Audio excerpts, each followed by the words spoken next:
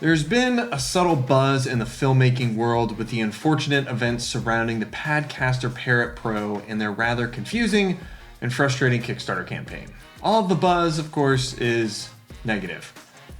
So what exactly happened? First off, a few disclaimers.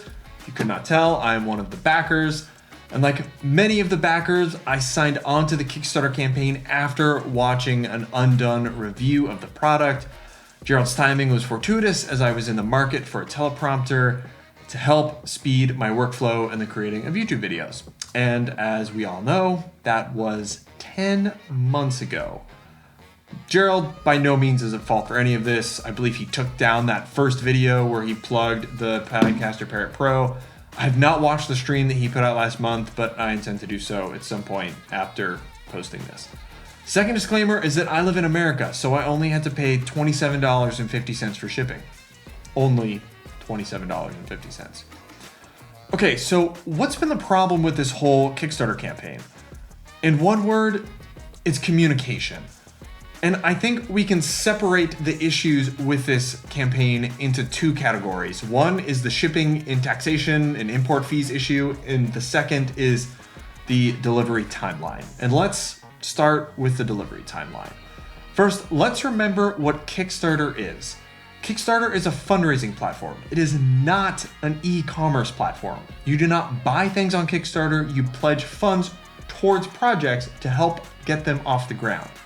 Sometimes projects get off the ground with very few hiccups. Other times there are lots of hiccups or projects just fail completely.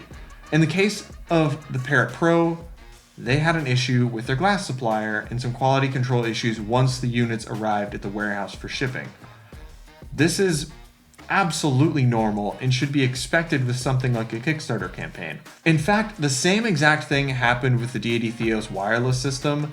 They took pre-orders, they sent out projected ship dates, and then they ended up having to push all of that back because they had some issues with the antenna or something like that. I don't remember exactly what it was, but the point being is these things happen.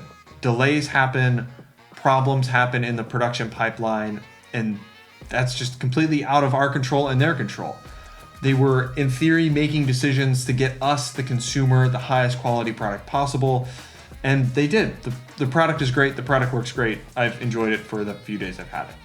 It's totally understandable if you're frustrated about the delivery timeline, considering the units arriving in January and they were anticipated in July. But that's just Kickstarter. The units are getting shipped and the quality is good.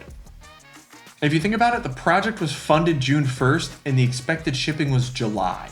Even if there was not a single hiccup, that was not going to happen. This really just comes down to some mismanaged expectations. But the bigger issue at hand is the shipping and import taxes. There's a lot of frustration and confusion around this topic, and it's completely justifiable. The communication here was just absolutely terrible. Personally, I expected a shipping charge. I didn't see anywhere that mentioned free shipping until I looked back at my invoice and saw this. But $27.50 is an astronomical amount for shipping. Even though I expected a shipping charge, that's crazy. I shipped a Mac Mini the same size with USPS for $15, but we're gonna come back to that in a second. This is a screenshot of a graphic that was towards the top of the Kickstarter page. US and EU, no taxes and duties, and I'm assuming everyone saw that same $0 shipping charge on their invoice. So when we all wound up with shipping charges and or taxes, we were all understandably pretty pissed. But if you got to the absolute bottom of the campaign page, you would have seen this, or at least I assume you would have seen this. Maybe they added this on there later. So there's possibly an issue where they didn't add the shipping costs on the back end of the campaign page, or at least make it more noticeable. Who knows? I like to believe that they were not being malicious, but the cost of shipping just killed me. Especially when you read this line, we want to lock in the cheapest and most secure rates for you. I just ordered this kettlebell. This thing was $5 shipping. $5. This thing was $27.50. $27.50 is an absolute abomination. And that was likely the cheapest. I've seen people in the comments paying $80+ for shipping on top of the taxes and import fees that they had to pay. Understandably, that's very frustrating. I think the PadCaster campaign boils down to this.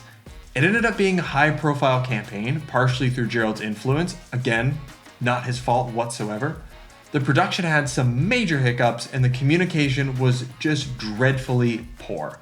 I think about it like this. Large established brands don't use Kickstarter. They're well-oiled machines. They have leadership and capital to fund the R&D, production, marketing, all of that stuff in-house, or they have investors to make it happen. This is a small crew of folks trying to just get this stuff together. They delivered a good product, but they're not a big brand with an established pipeline and a team to make it happen smoothly. And so we as the investors took the hit. Unfortunately for them, this will probably affect any Kickstarter campaigns that PadCaster does in the future. Who knows? If you're one of the people that got on this Kickstarter, I hope you get your product soon. Truly, it's been a really good product. The case is great, everything's great. The irony here is, of course, I'm using the Parrot Pro to make this video. If you want a review on the teleprompter, let me know down in the comments. Maybe if you weren't one of the Kickstarters and you just want to see what it's like, I'll happily make a review on it. So far, it's been great. Really speeds up my process. So let me know in the comments below. Again, I'm sorry if you had to go through this. It is worth the wait. It's been a good product, and it is significantly cheaper than the alternatives. So I hope you enjoy it, but till the next video.